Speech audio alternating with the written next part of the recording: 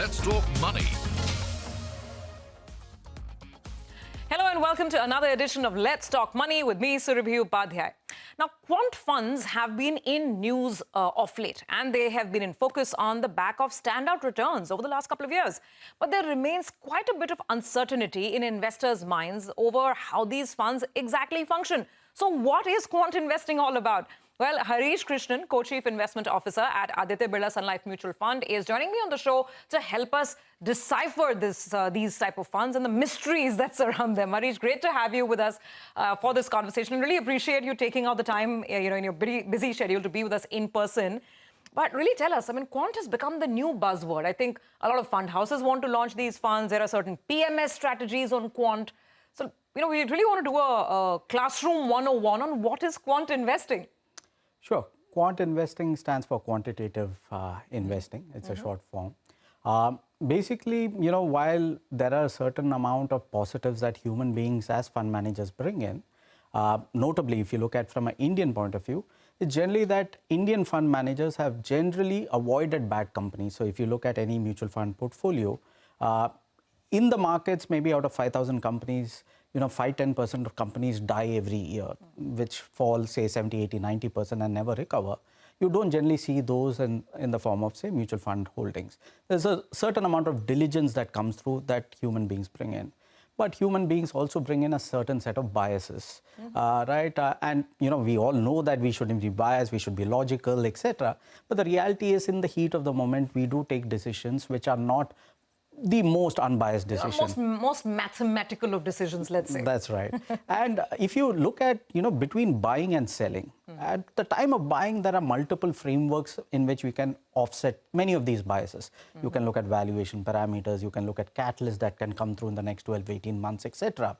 But when it comes to selling, the selling decision exposes all our biases. Because technically, selling you do only for two reasons. Okay, one is either a selling induces a regret that you're selling too early or you're selling too late. It is same whether it is a retail investor or is it a professional money manager. And therefore, you don't get a very optimal kind of a decision making because of these biases. Now, if I were to flip the other side and I look at machines and, with all these advancements that are happening, can machines predict the innate greed and fear of markets? Possibly not. But there is a certain method in the madness that machines bring in, which is more importantly that they are unbiased. So rules can be created which are very clearly in terms of buying, holding and selling. This reduces the emotional aspect of taking that decision, which then results in more logical decision making. The negative of machines is, of course, in some sense, it's garbage in, garbage out. Machines really don't have the diligence to know which is a manipulated company, which is a good company, which is where you want to give a lot more time and capital to over a long periods of time. Who knows? Maybe that changes with artificial intelligence, the rate at which things going. Maybe perceptive machines and computers that can even figure out some of these issues. The reality is the moment you make any rule known, okay, there is enough incentive for other people to game that particular system, right? And therefore, yes, for sure there will be advancements in which we can try and reduce some of these biases, but we'll never get the diligence that a human fund manager brings in terms of ability to understand the softer aspect of a promoter, in terms of ability to judge whether this is genuinely a turnaround that's going to happen. Machines will invariably not be able to get that. So therefore, when we look at quant, okay, one approach is we can go purely by machines. Which is, you can run a whole run a formula. Now, the way the formulas got designed is, typically when you look at any particular portfolio, the way you look at it is in the guise of sectors. How much is in IT, how much is in banking, how much is in pharma, etc. And for rightful reasons, because you believe that stocks in a particular sector tend to move together. And therefore, it makes a lot more logical sense to look at it. Now, in the 90s, there were a couple of researchers in US, Pharma and French, who got subsequently the Nobel Prize for this work, which was basically that there are other dimensions also in which you can look at markets and portfolios, which can give differentiated return risk compared to the market factor, right? And they came up with what is called the factors. One of the factors that they came up was the value factor, which is companies which are cheap on certain quantitative parameters tend to perform differently from the market. Again, it doesn't mean it'll outperform, underperform. That was never their call. It's just that if you own the market, you get a particular risk reward. Owning this particular kind of a factor gives you a differential risk reward perspective than owning the market. Subsequently, other factors came in by these two gentlemen, which were primarily the size factor, which is companies which are smaller tend to have a different risk reward.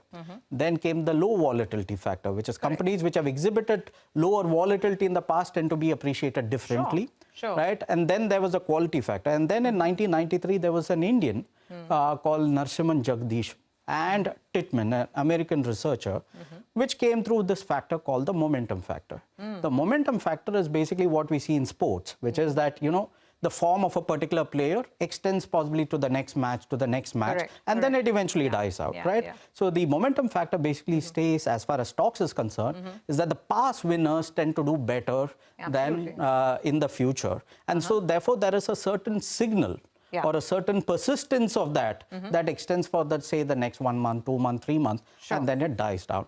So the way machines look at it is not in the form of sectors, but they look at it factors, and rules can be created on the basis of those factors. So this is really, important because we're going down to the absolute DNA, the building blocks of how some of these investing strategies work. You mentioned factors, and now these factors, whether it is quality or momentum, I mean, I consider them as like filters through which you can segregate a bunch of companies or a bunch of stocks. Now, the thing is that there are indices also based on these factors. Now, here in India, right, you could have a momentum, momentum 50 or a quality 30, etc. And you have passive funds then that mirror these indices. It's called factor investing, I mean, for our viewers, in case you're interested, or smart beta investing. So there's the passive element to it. But again, coming back to our subject at hand today, which is quant funds are not passive funds, right? That's right. So there is, like I said, with passive funds, not all of them, but sometimes, you do get an odd stock that you may not be very comfortable with in terms of, what kind of a name is coming into a rule. Because everything is a mathematical rule. And any stock, for example, momentum is primarily looking at price action. Now, there you could have a bankrupt company also seeing a very healthy price action as been the case. Now, ideally, would you want to really park your capital in those kind of things just because it is showing up in one such screener or filter, like you said? And that is where the human involvement starts coming in. So it doesn't mean that you cherry pick which are the ones that you don't want to. Because then it becomes active. Then it becomes active, right? So, but you create rules basis the past experience of human beings to try and avoid them as rules. Except that it is not coming from the machine. It's a different set of rules. All Quant is saying is it has to be rule-based so that there are no biases. So you use the intuition of human beings, our experience of the last 15, 20, 30 years as to where we have technically gone wrong more often than not. And you avoid those black holes wherein typically machines can get terribly wrong. So quant to me is sounding like a sweet spot in between pure active management and just passive investing, which is simply mirroring an index. It's kind of bringing the best of both together, because there are still rules. While there is human intelligence of a fund manager that's at work, there are still some rules. We have some questions coming in as well, fundamental questions on quant investing. So let me quickly get to our viewer. I think we have Anubha with us on the phone line. Anubha, hi. Welcome to Let's Talk Money. What's your question? Hi, I'm Anubha Rao. As a retail investor, how do I differentiate between quant funds, as they have very complex methodologies that I may not have the means and the knowledge to understand? Excellent question, Anubha. And I think, I don't know how many people ask this question before investing, but it's a very good question, right? Because now in passives, this is the underlying index, this is how this fund is supposed to function. What about quant strategies? So ideally, a quant strategy which is transparent and gives across its processes, because there are only basically 4 decisions that any fund takes. What it buys, what it sells, how much it weighs, and how often do you run the same process again and again. So these are the only 4 things that anybody has to really pay attention to. Be it in an active fund also, you do focus on these 4 decisions. It's just that it is masked by a human fund manager who provides these answers. So as long as there is a product which explains how each of these 4 decisions are done and lays it out to you, you get a broad sense as to what the process being followed out here, right? Which may apply to say maybe 90-95% of all use cases. There'll always be some use cases where because of the benefit of the fund manager, there will be some interventions, if you may. It's like saying that, you know, if I talk about aviation, and that's a great example of man-machine collaboration. It might surprise you and your viewers that in a typical flight of 72 minutes, not more than 3 minutes actually the pilot is manually controlling. The rest of the time is autopilot. And yet, you know, none of us would be comfortable in going into a plane without a pilot. There are certain edge cases, there are certain use cases where the machines can freeze, when they can get overwhelmed by conflicting data, so much amount of data. That is where the expertise of the pilot or the human fund manager comes in to handle these turbulences so that the machine doesn't get overwhelmed.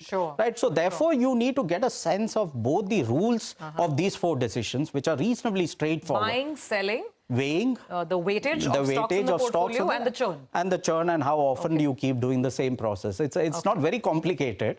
And therefore, once you get these 4, and what is the level of confidence that you have on the pilot?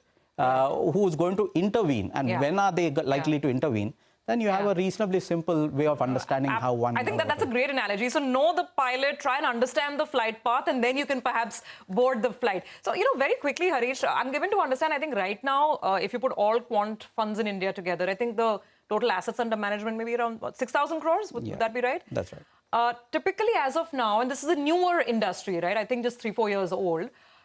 So which are the major filters or factors that most quant funds in the market are deploying or employing? I mean, strategies could be different, but what are some of the key pillars on which these strategies are resting today? Right. So almost everyone focuses on any of these 5 factors that I laid out, which is primarily you've got value factor, size, you've got volatility or low volatility as a factor, you've got quality as a factor, and then you've got momentum as a factor. So it's a mix and match. Now, the point is, it is not about how much you are weighing, 25% to this factor, 30% to this factor. It is like a recipe, right? Even if I tell you that, you know, a dish has these 5 things, the reality is how these 5 are and in what stage do you include each of them matters a lot more than just providing you a cheat sheet saying that, okay, you have to take 1 teaspoon of this, 5 teaspoons of this. Still, you may get a very different dish. You know, if you try it at home, which is why like I said, if you focus on those 4 decisions, okay, buy, sell, weighing, and rebalance through the lens of any of these factors, okay, you will broadly get the answer as to how the dish is finally going to get cooked. Okay. Now, of course, in the hands of a chef, it might get cooked slightly differently. Okay, that is the human element that comes through it. But it's not going to be chalk and cheese. It's not that you're going to set up making some paneer and you get something else altogether. Right? So, I'm loving the analogies here as well. I think they're really simplifying the whole concept of quant funds and how one should look at them. You know, we have to take a quick break, but after the break, so Aditya Birla Sun Life is also now, you know, setting up their own quant fund. And since we have you here, I want to understand the strategy, your own thought process when you're going to apply some of these, you know, rules to work. So take a break and come right back. The conversation will continue.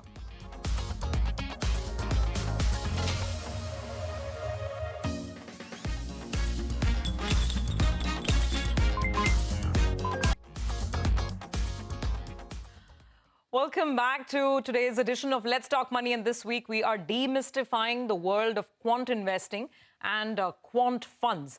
Now, we've discussed, of course, how these funds are set up, what are the factors that go into these funds, and how, you know, their basic construct works.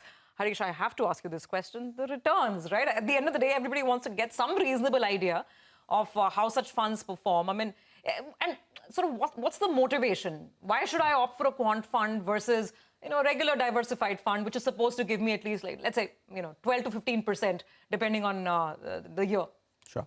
So I think you made an interesting point of active and passive, right? Active funds have active proprietary insights, but very poor repeatability, in the sense that when a similar circumstance is coming, will you be reasonably sure that you will get a similar outcome is not necessarily what an active manager generally gives. A passive, on the other hand, has got no proprietary insight. It's all basis public knowledge, right?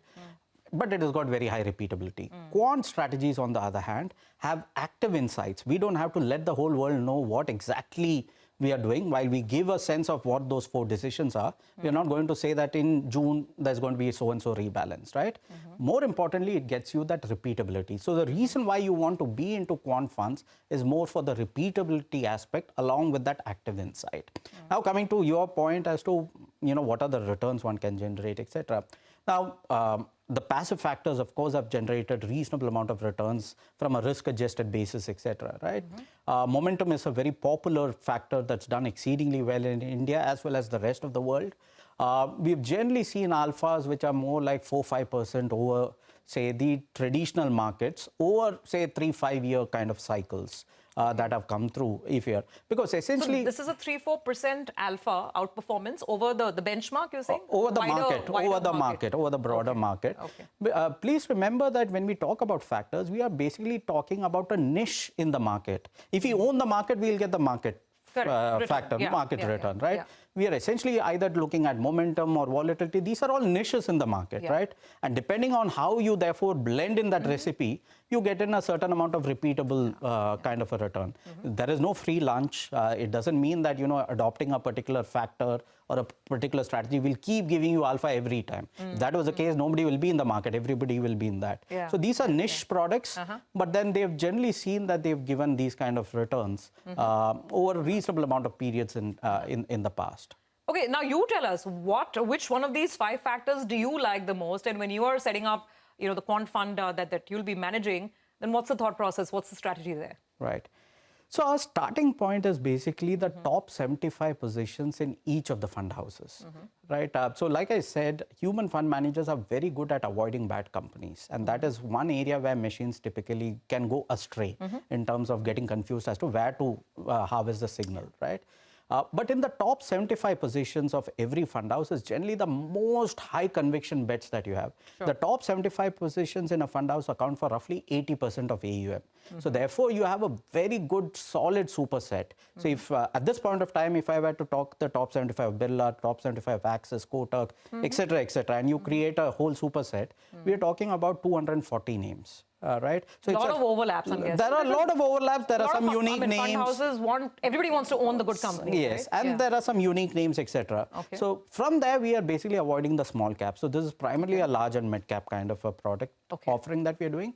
Over there, we are primarily looking at 3 factors. We are looking at the quality factor, we are looking at the momentum factor, and we are weighing it by low volatility. Right? So these are the 3 factors that we are blending it at this point of time, which is primarily looking at the momentum signal, in a very high quality universe, because this has all come from the might of the wisdom of the fund managers in India, which are all wanting to create alpha in their respective funds. And therefore, they're putting some of their best names out there, and where the chance of going terribly wrong are very little, right?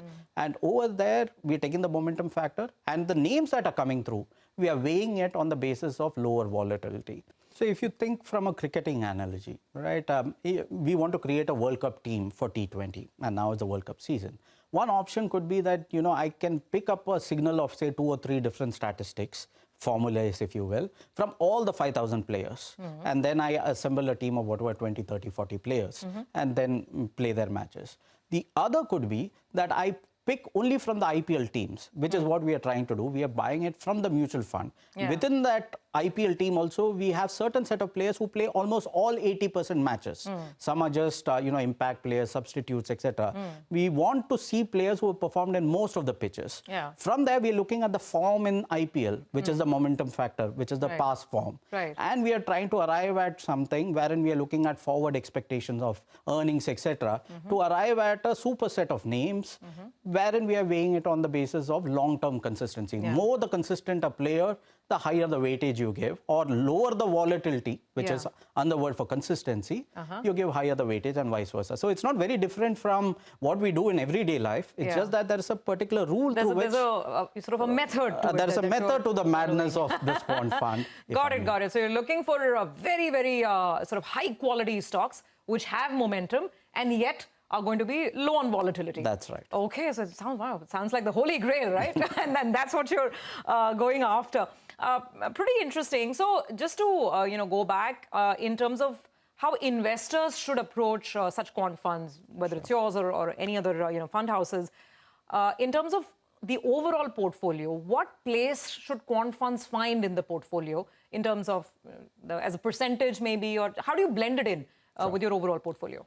So see, quant funds, like you said, you're trying to demystify it. Today, it occupies a very niche or a fringe position in most portfolios. We would think that it should come more and more into the core of the portfolio, and that can only come when we give away our recipe book, and which is what we are saying, that this is the steps that we are following in terms of each of these 4 parameters, right? And that should give confidence that we are not going to get a very bad name or a very bad experience, so that people can allocate more and more. We are talking about large and mid cap offering a very large space in already people's portfolios. This is just going to be a bottom-up, benchmark agnostic fund offering out there. Sure. So we would think that people can come in with a lot of core allocation into this kind of a category once they begin to understand the nuances of how exactly the portfolio is getting constructed. The one thing that we would say is that because this is a niche from the market, on a daily basis, you are having a very different portfolio from the market portfolio. So here, what we call the active share, which is how different is your portfolio from the benchmark, will be as high as 80-90% different from the benchmark. So this is going to be very different from any of the other funds that you any which case own. Sure. Right? Sure, so this brings in a diversification benefit, Got it. which may not be there in other funds. So this is not a Me Too product, but even if it is selecting from the core large and mid cap, which is there in every other fund house, from there only we are picking up, the weights and the way in which we are selecting it will make it a very differentiated portfolio. Compared to the benchmark. Compared to the benchmark. So just simple analysis on, okay, this is the benchmark, how much is the fund returning over the benchmark may not be the right way analysis to look at it. More importantly, you need to give it 3-5 years. See, even with the selection framework that I explained, say a World Cup match, it's not that, India will keep winning every match. There'll be matches where we'll be 36 all out. There'll be matches where we score really well, right? But when we score a 36 all out, the process will tell you what exactly has to change and how it will change, how the portfolios will change, so that we get more of those cases where we start winning. That's really, in simple terms, how quant investing works. Harish, it's been a really helpful conversation. Thank you so much, because quant investing is the new frontier. It is a more evolved way of investing than what perhaps the industry has been sort of putting forth till now. So we're looking forward to more conversations and to understand how these funds evolve and shape up as well. So good luck to you and, of course, all the fund managers out there who are trying all these new strategies. May the investor always win. Thank you so much. Thank you so much. Well, with that, we're out of time on this episode of Let's Talk Money. Keep sending us your feedback, your comments, queries. See you again next week.